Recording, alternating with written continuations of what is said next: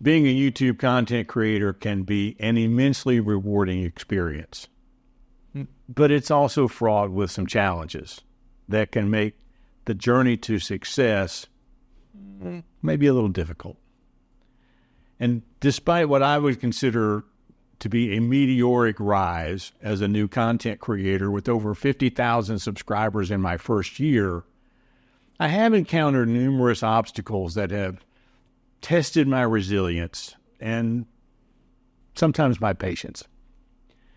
Now, you may be thinking about a YouTube channel of your own, or maybe you've had a channel for a while, but you're struggling to really achieve traction on this platform. And today I want to share with you 10 real problems that make YouTube more difficult than it has to be, at least in my opinion. And then I want to give you 5 reasons why I'm probably never, ever, ever leaving this platform.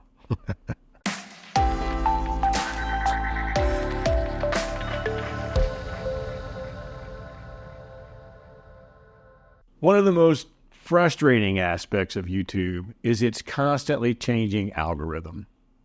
The algorithm determines which videos get promoted, which ones get suggested, which ones get featured, and it significantly impacts a creator's visibility on YouTube. And just when you think you've got at least part of it figured out, YouTube changes things around all over again. And frequent changes can lead to sudden drops in views. It can lead to drops in engagement. It can force creators to continually have to adapt their strategies. You know, if you've ever gone to your local grocery store after they've finished moving all the shelves around, making it harder for you to find your favorite food, you kind of know what I'm talking about here. The second difficulty is YouTube's monetization policies, because they can be stringent and sometimes a bit arbitrary. Sudden changes in these policies can lead to demonetization of videos, even those that previously adhered to all the guidelines before. And this unpredictability can cause financial instability for creators who rely on their ad revenue. In the year that I've been monetized, I have seen no less than 6 separate channels talking about the latest changes to monetization and how it has negatively impacted them. And it can be dizzying at times. Thirdly, navigating YouTube's content ID system can be a minefield if you are not aware of what's going on. Creators often face incorrect copyright claims that can result in videos being demonetized or even taken down. And disputing those claims is a cumbersome process. And repeated strikes on your channel can jeopardize the entire channel, and it may be taken down off of YouTube entirely. So far, I've had a few copyright complaints. They've all been proven to be false. Well, except for one. I'll talk about that in a minute. They have not resulted in any strikes. And all the music has been illegally licensed through either Storyblocks when I first started or through audio.com now. Except for that one video that I mentioned, which is my family singing the Seven Bridges Road song on a video while we were in Scotland. I knew I did not have the right to use that song. I knew I risked having the video taken down, but instead the copyright owner just claims the money from the video, and I'm perfectly fine with that. Don't have any problem with that. That's the right thing to do. But it is a hassle to keep proving to the YouTube AI that the music is actually allowed. Now, even as I'm making this video, I have another one that I've waited a week for YouTube to okay the music. It's still out there in limbo. They tell you that it can take up to 30 days for them to respond. Them being the bots. Now, because I have challenged this, the money goes into an escrow account, and when I have proven my legal right to use the music, I do get paid for all the videos I've uploaded. I get paid for all the views that I've gotten since it was uploaded. But the process is tiresome and burdensome, and then some. Fourth, YouTube is a highly competitive platform. It has millions of creators vying for your attention as a viewer. The sheer volume of content uploaded every single minute makes it challenging for individual creators to stand out and to gain any kind of traction, especially if they are in what's considered a popular niche. My photography channel, for instance, it's never going to go anywhere. I've resigned myself to that. I understand that. The photography market is oversaturated, and it's filled with content creators who are far more talented than I am. This channel went viral over one video, but that video is not my niche. I don't really have a niche. Other than that, I'm a man, and I'm 65, and I'm retired, and I'm living alone in my mom's basement. Maybe that's enough. Number 6 is the fact that the pressure to constantly produce high-quality content can take a toll on a creator's mental health. The need to meet the expectations of subscribers, coupled with the desire for growth, can lead to burnout, or it can lead to anxiety or depression. 2024 has been filled with content creators who have posted videos saying they can't do it anymore and they're leaving the platform. For me, the first several months were relatively easy. Every topic was a new one.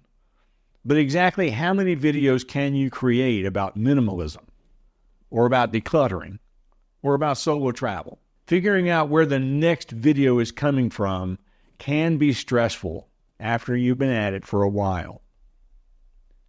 And 6, keeping viewers engaged throughout a video is critical for success, but it's also one of the most challenging aspects of putting content on this platform.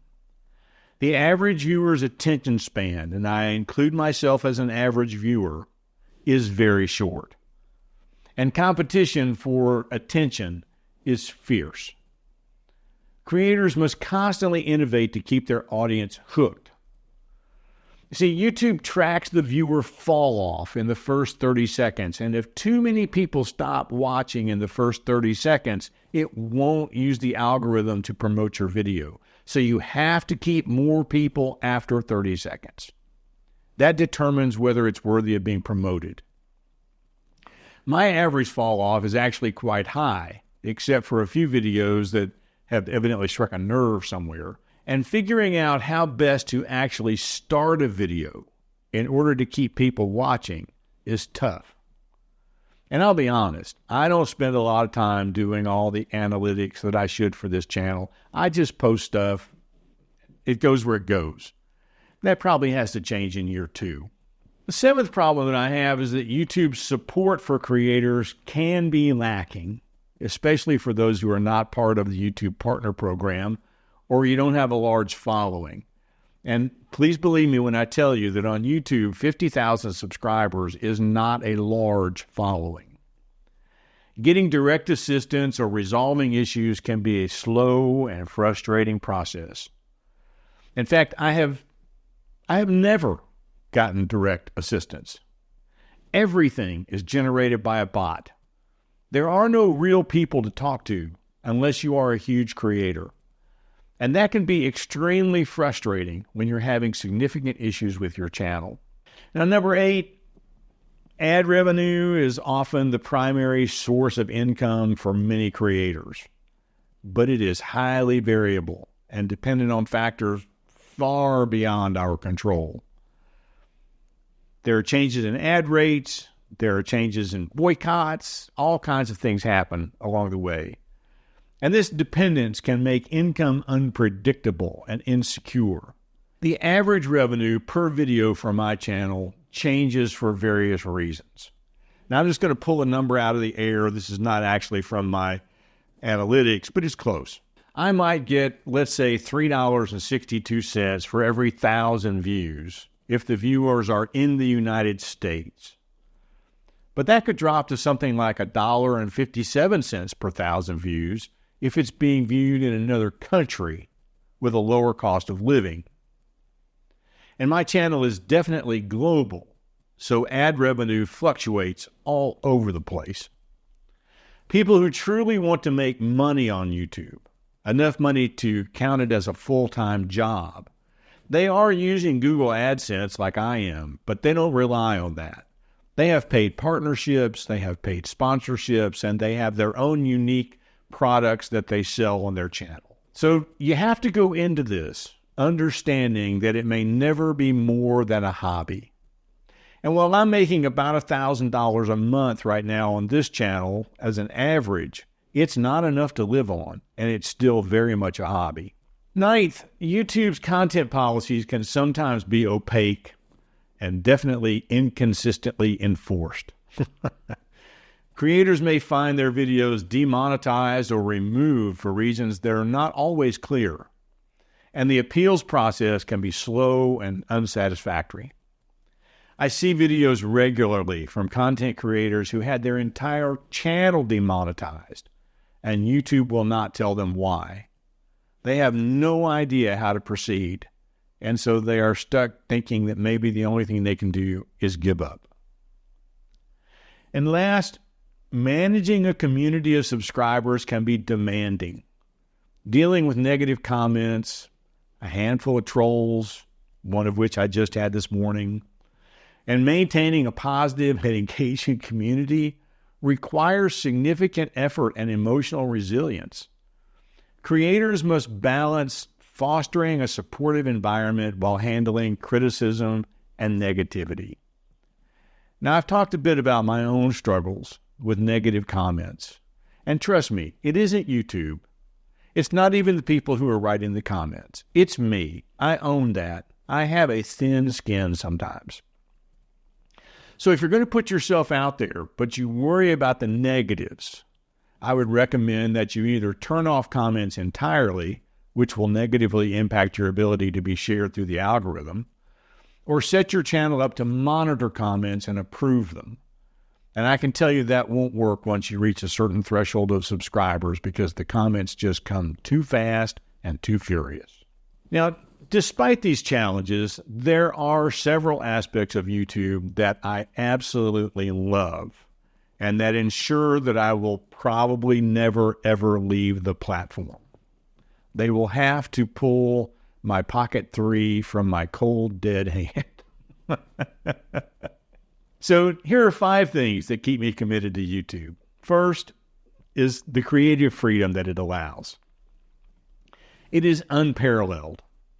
I can explore a wide range of topics, I can experiment with different types of formats, and I can express myself in ways that are not possible on other platforms. And this freedom is invaluable for fostering creativity and innovation. My creativity, my personal creativity, is only stifled by my own inability to actually be creative. And I'm loving the fact that I am not tied to a specific niche or a content topic. I can sit in my studio like this and do a talking head video until the cows come home. Or I can go out and capture a garden tour like I did last week. Or I can go camping or cook or whatever else I want to do. It is wonderful. And secondly, YouTube's vast user base provides an opportunity to reach a global audience. The ability to connect with people from diverse backgrounds and cultures is incredibly rewarding for me. And this global reach has allowed me to build a community of followers from all over the world. I have always been a big believer that the bigger your umbrella, the more satisfying your results. And I am constantly amazed when, during our live streams, people start to tell me where they're from. They're viewing from Poland, or Germany, or New Zealand, or Australia, or Ireland, or France, or Canada, or Mexico, or sometimes even Chattanooga. Third, this sense of community and interaction on YouTube is one of its most appealing aspects for me. Engaging with subscribers through comments, through live streams, and community posts creates a strong bond and a sense of belonging. This interaction fuels my passion for content creation. Creating community was the single most important focus for me when I was in the ministry. It was my driving passion when I went into education. And it has not changed since launching this channel. People have opened up and shared their most important victories in life, and they have peeled the Band-Aid off of their scars and shared deeply personal stories. It's an amazing thing to be part of. In addition, despite its inability to help in times of need, YouTube does provide a wealth of resources for creators, including the YouTube Creator Academy. That offers courses and tutorials on various aspects of content creation. And these resources have been instrumental in helping me improve my skills and grow my channel. In addition, you can find all kinds of content creators who have already answered the question that you have simply by doing a search on the platform. And last, despite all the challenges that I mentioned earlier, YouTube remains one of the most stable and reliable platforms for content creators in the world. It offers a robust infrastructure, it offers consistent performance, and has a wide array of tools and features that support content creation and distribution. For a bit, I toyed with the idea of branching out to the Rumble platform. Rumble viewers, by and large, are not on YouTube. And YouTube viewers, well, they're pretty much not on Rumble. So I posted a few videos. I got a few likes here and there. I got about 10 subscribers to my channel. And then reality hit me. I had reached my upload limit. To continue, I had to pay Rumble for the opportunity for them to make money off of my content. That was a hard no from me. So YouTube it is, for better or worse. Now, these positive aspects outweigh the challenges by far, and they make YouTube an irreplaceable platform for people like myself. Despite the difficulties, the rewards of connecting with a global audience like you, expressing my own sense of creativity, and being part of a supportive community that doesn't just talk to me, but talks to one another in the comments, ensure that I will remain committed to YouTube for many, many years to come. So, are you a content creator on YouTube already? Do you want to be a content creator on YouTube? Please leave me a comment about your greatest challenges or maybe your greatest successes on this platform. I'd love to hear from you, and I think others could benefit from your story as well. And as always, I do thank you for watching, and we'll see you next time.